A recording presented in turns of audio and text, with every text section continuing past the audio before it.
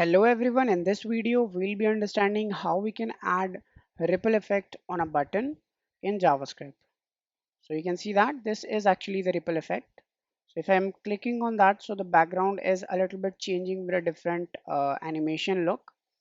So you can see that wherever I'm clicking, the ripple effect is starting from that direction. So how can we add this effect? So we'll understand in this video.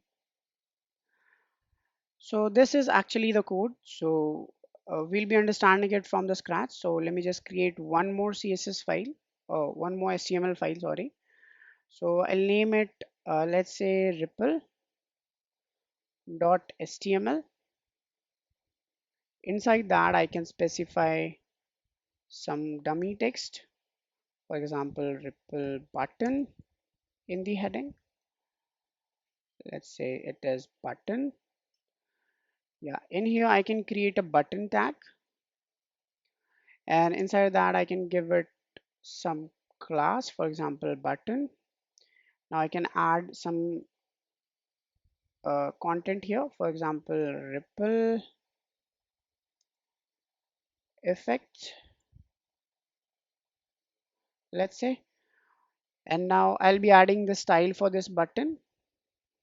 Let me just save it and show you how it is looking. If I go to the server, now you can see that it is just a normal button. So we'll be styling it so it looks very great in look. So let's style that with the button class. I'll be giving it a background color.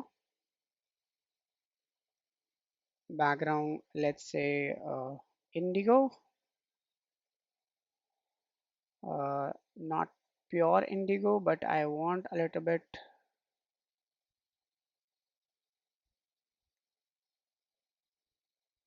this one, so I can add this color.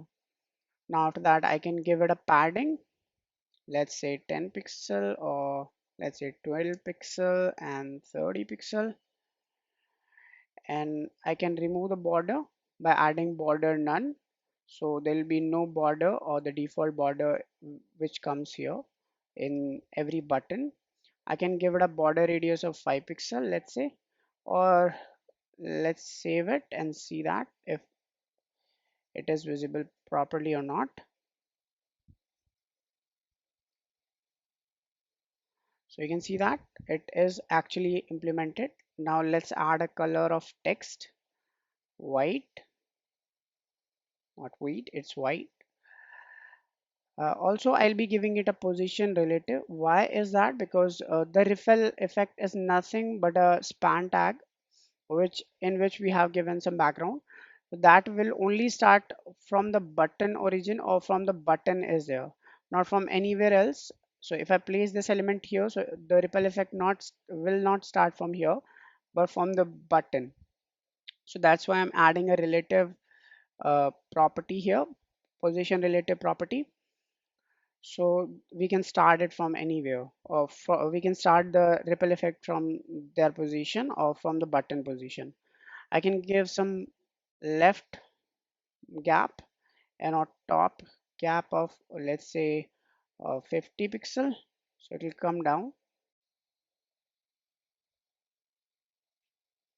You can see that. Let's increase the font size as well, so I can give it a font size of 17 pixel.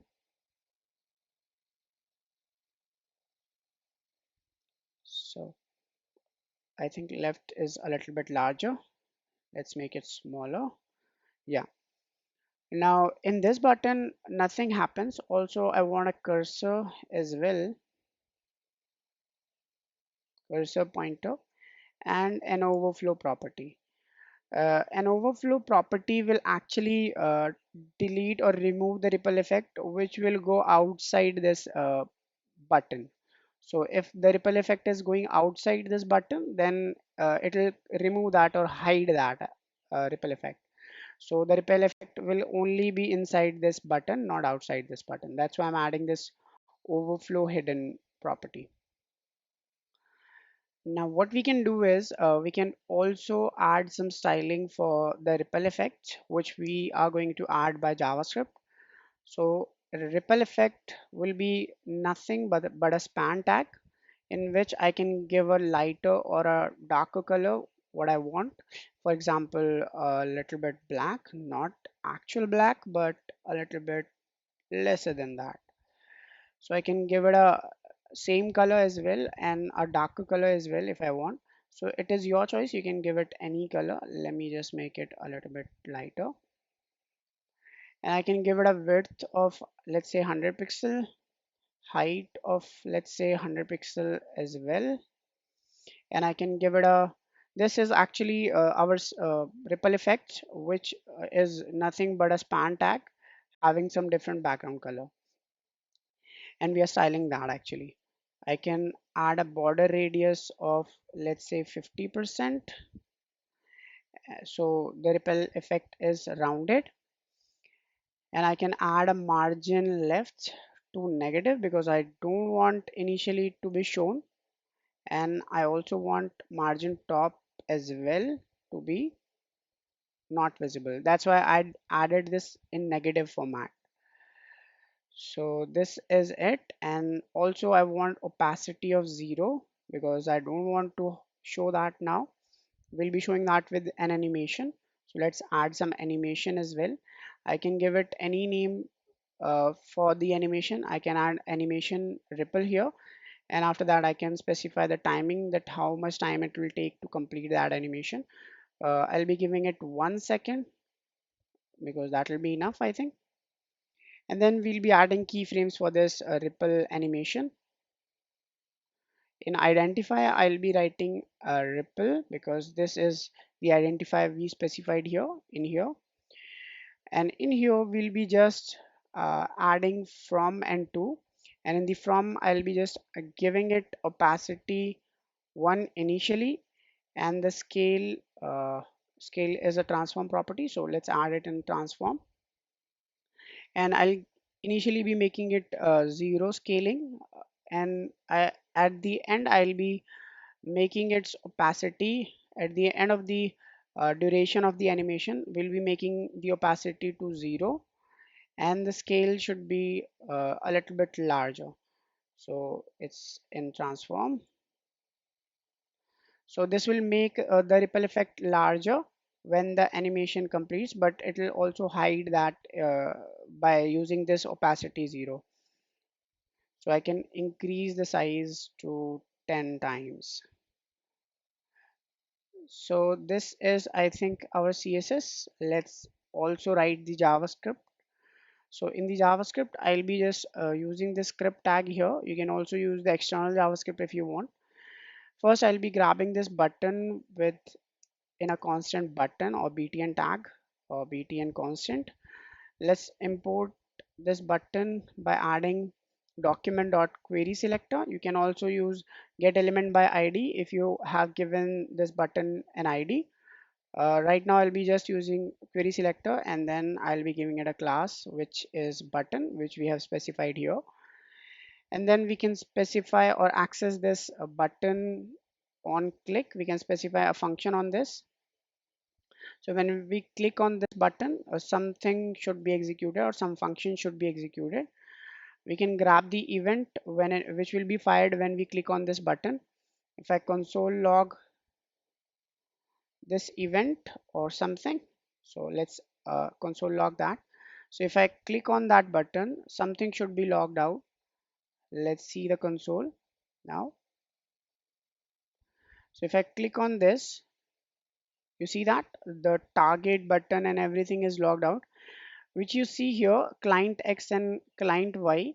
It is the position where we clicked or where the user clicked actually. So it will change dynamically. You can see that it is actually changing. So we have to grab this client X and client Y because from their direction we have to actually start the ripple effect. Wherever the user clicks, from that direction we have to specify the position, or for the top and left we have to specify that. So actually I haven't given the position, I think. Yeah, I haven't given any position to it. So let's give it a position absolute. Why we are giving it absolute? Because in that we have given a relative and we want this ripple effect to start in the button. That's why I'm giving it position absolute. And for this we have to specify top and left direction, right? So that we'll be specifying inside this JavaScript function after grabbing the difference between client X and the wherever the client clicks. So we'll be grabbing the difference or the position wherever the client clicks on that. So for that, we'll be just first creating this ripple because we haven't added any span tag here. We just styled it here. So we have to create one element or create one style tag that will be having the ripple effect. So we can do that by using document dot create element. This is a function which creates HTML tags or HTML elements. In here you can specify the tag name, which is span. So I'll be creating this, and I can also append this dot append child, and I can append this to the main button. Why I use this? Because I'm in the button right now. That's why I added that. Also, what we want is we want the position for the x axis, so where the ripple effect will start actually. So we'll be giving it x position. So let's give it. So we can give it by adding the difference by getting the difference between e dot client text and e dot target dot offset left. So what is this offset left? It is actually uh, the button where the button is actually starting. So it is the location of the button where but the button is actually starting, and this is the location where the user clicks. So we are actually having the difference between both of them, and we are getting the exposition for the ripple effect. And after that we can also give it y. Similarly, we can grab client y minus e dot target dot offset top. So this will grab the top position from for the ripple effect, and then after that you can specify some styling for the ripple effect, which is ripple dot style dot top. In the top you have to add the y location or the y we grabbed here. So you can set it by adding y and px. After that you can specify dot style for the left location, and inside that you can specify the x1 px. And the last thing what we actually have to do is we have to remove this after 300 milliseconds. So we can remove that. uh, First we'll be adding a set timeout function.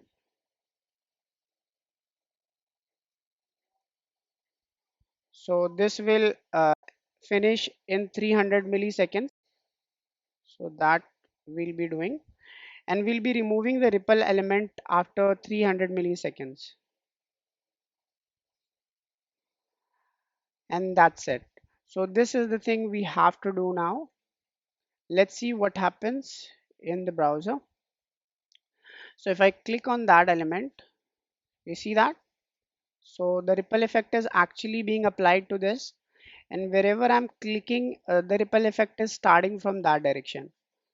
So this is actually we add ripple effect in the buttons. I hope you understood something, and we did very good thing in this. So it is very simple. You just have to create a button, add some styling, add some span tag, and in that you have to dynamically get the location, and then you have to set the position for that. So this is it for this video. I hope you got something. If you have some issues, you can comment down. We'll be definitely solving that. Thank you for watching.